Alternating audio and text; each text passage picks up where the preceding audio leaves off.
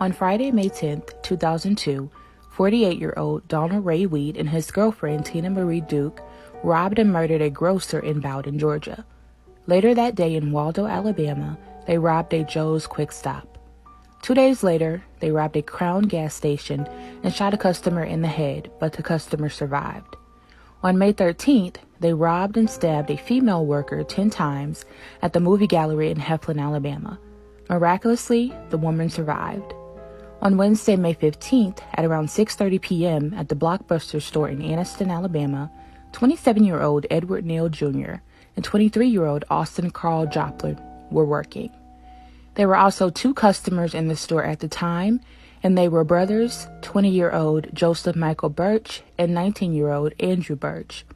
When Donald walked into the store, he told the employees to open the register, and he stole $100.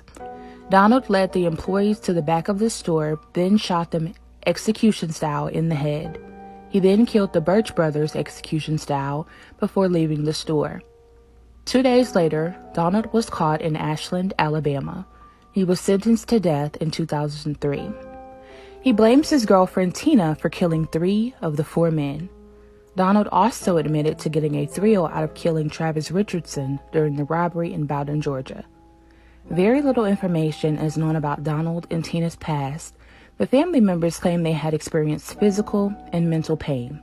According to Donald's ex-wife, he was taking antidepressants, lived on disability checks, tended his garden, and performed odd jobs for neighbors and friends in Clay County, Alabama.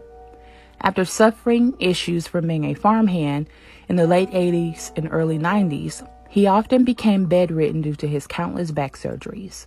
In 1999, he tried to take his own life by overdosing on Xanax.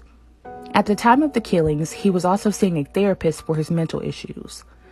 Donald had also claimed that he had a brain tumor and didn't have long to live. In 1971, Donald was convicted of manslaughter for killing his own cousin, Larry Holcomb.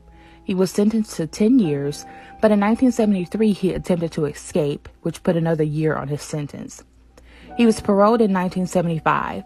Tina was also on disability because of her battle with cervical cancer. This battle led to her having severe panic attacks. Tina also claimed to have had a brain tumor.